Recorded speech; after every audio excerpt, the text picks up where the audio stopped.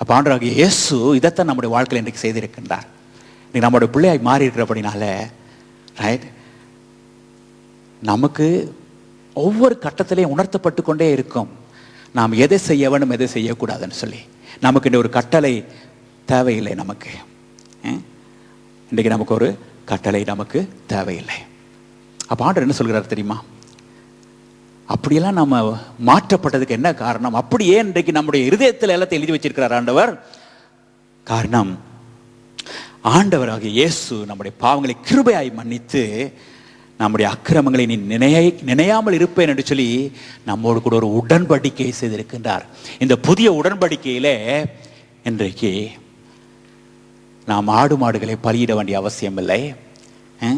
அவருடைய மன்னிப்பை நாம் நம்முடைய வாழ்க்கையில இருக்கிற வண்ணமாகவே நாம் அனுபவித்து அவருக்கு முன்பதாக நாம் சிறப்பாக வாழ்ந்திருக்க முடியும்.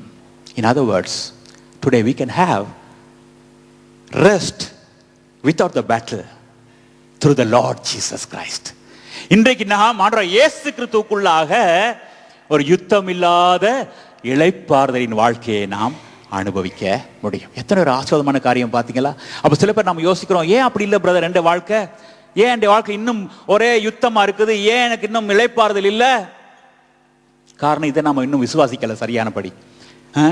We are not believing what the Lord has told us in the word. வசனத்தில் சொல்லப்பட்டிருக்கிறதை நாம் இன்னும் விசுவாசிக்க ஆரம்பிக்க இல்லை. ஆண்டவர் சொல்றார், ஏற்கனவே உனக்காக நான் யுத்தம் பண்ணுகிற தேவனாய் இருக்கிறேன், நீ அதை என்னிடத்தில் விட்டுருன்னு சொல்றார். நாம விட ஆயத்தம் இல்லை. We want to fight all the time with the enemy. எந்த நேரம் பார்த்தாலும் நாம் நம்முடைய கையில் எல்லாவற்றையும் எடுத்து நாம் செயல்பட பார்க்கிறோம். So God cannot do. Either we have to do it or he has to do it. Both cannot do. Right? அப்ப நம்ம முழுவதுமாக இவரை நம்புறதுக்கு நாம் இன்னும் ஆயத்தமா இல்லை. அவர் வாக்கு கொடுக்கிறார், நான் செய்வேன் மகனே. ஆனா முழுவதுமாக அவரத்தில் நம்மளை நாம விட்டு கொடுக்க நாம் இன்னும் ஆயத்தம் இல்லை. So யுத்தம் தொடர்ந்து கொண்டே இருக்கிறது. And God said that you better just stand resisting the enemy. எதிரியை எதிர்த்து நீ நில் என்று தான் சொல்லுகிறார். ஆனா நாம நிக்கிறதுக்கு ரெடி இல்லை, ஆயத்தம் இல்லை. We want to fight with everything all the time. So no wonder the fight goes on, the battles continues, right? There's no rest. So unless we stop fighting and rest on God, we will never experience the rest that God wants to give to his children. அப்ப இது நம்ம பழக்கத்தில் நம்ம கொண்டு வர வேண்டும். ஆண்டவரே, நீங்க எனக்காக ஃபைட் பண்ணுவீங்கன்னு சொன்னால், ஆண்டவரே நான் இனி அமைதியா இருக்க போறேன். ஆண்டவரே, நான் உண்மையிலே சண்டை பிடிச்சு நான் சோர்ந்து போய்விட்டேன். ஆண்டவரே, தோல்விதான் நிச்சயமப்பா. ஆனால் ஆண்டவரே, எனக்காக நீங்க எல்லாவற்றையும் செய்கிறவராக இருக்கிறபடினால நான் விசுவாசிக்க போகிறேன். ஆண்டவரே, எல்லாத்தையும் நான் உங்களிடத்துல கொடுக்க போகிறேன். ஆண்டவரே,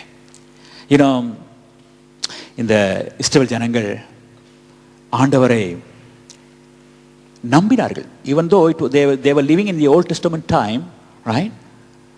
Still they believed God and they did everything that God wants them to do. So today, living in the New Testament time, how much more we should believe in God. இன்றைக்கு எல்லாத்தையும் இலகுவாக்கி தந்திருக்கிறார் நமக்கு இல்லையா ஆண்டவர்? இலவசமான ரட்சிப்பு இலவசமாக்கி தந்திருக்கிறார் தம்முடைய பிள்ளைகளுக்கு எல்லாவற்றையும். அப்போ இன்றைக்கு நாங்கள் எவ்வளோ அதிகமாக அவருக்குள் நாம் இளைப்பாற வேண்டும். So the lesson is this now. Okay, let's learn to rest in God at times of trouble. பிரச்சனையும் போராட்டமும் வருகிற பொழுது நாம் இளைப்பாற நாம் பழகுவோம். ரைட்? அந்த நேரத்தில் நம்ம சொல்லுவோம், எனக்கு எது நடந்தாலும் நான் இந்த ஆண்டவருக்கு நான் இளைப்பாறுவேன்.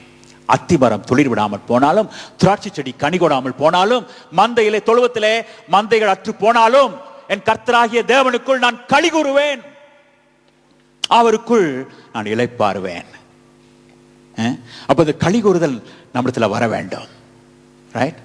Instead of worrying, right? Let's rejoicing in the Lord. அவருக்குள் களி கூறுவோம். அதான் இளைப்பாறுதல். அப்படி நம்ம பழக்கப்படுத்துவோம். We have been trained like this to worry and have fear, getting upset and troubled, we have been trained like that. அந்த மாதிரி பயிற்றுவிக்கப்பட்டிருக்கின்றோம்.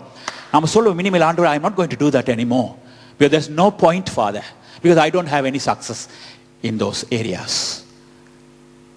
ஆகவே ஆண்டவரே, நீங்க சொல்லுகிற விதமான ஆண்டவரே வெற்றியை, யுத்தமில்லாத வெற்றி பாருங்க, there's a meaning to it இல்லையா? அதில் ஒரு அர்த்தம் ஒன்று இருக்கிறது. நாம சண்டை பிடிக்க வேண்டிய அவசியமே இல்லை. ஏனென்றால் பழைய ஏற்பாட்டு காலத்திலேயே சண்டை இல்லாத, யுத்தம் இல்லாத இளைப்பாறுதலை கட்டளையிட்டிருப்பார். ஆனால் இன்றைக்கு நமக்காக யுத்தம் செய்கிற ஆண்டவராகிய இயேசு கிறிஸ்து நமக்கு இருக்கிற பொழுது நாம் எவ்வளவு அதிகமாக இளைப்பாறலாம். யோசிச்சு பாருங்க. Are you troubled today? Are you having any kind of fear in your mind? உங்களுடைய மனதில் ஏதாவது ஒரு பயம் உங்களை ஆட்கொண்டு இருக்கிறதா? சொல்லுங்க, ஆண்டவரே, நான் உங்களுக்குள்ள இளைப்பாற போறேன், உங்களுக்குள்ள இளைப்பாற போறேன். நான் ஒன்றுமே செய்ய போறதில்லை ஆண்டவரே. உங்களை மட்டுமே நான் நம்பி எந்த நேரமும் ஆண்டவரே இயேசுவே இயேசுவே இயேசுவே என்று சொல்லி உங்களுக்கு நான் இளைப்பாறி கொண்டிருக்க போறேன் ஆண்டவரே. அப்பா, என்னால் முடியாது, நீங்களே செய்யுங்க, நீங்களே செய்யுங்க அப்பா. நீங்க என்ன சொன்னாலும் உங்களோட வழியில நடக்க நான் ஆயத்தமா இருக்கிறேன் என்று சொல்லி உங்களை முழுதுமாய் அவருக்கு ஒப்பு கொடுத்து அவருடைய வழியிலே நடந்து கொண்டிருங்க. காரியங்கள் எல்லாம் அவர் பார்த்து கொள்வார். அவர் எல்லாவற்றையும் நமக்காக செய்து முடிக்கிற தேவன்.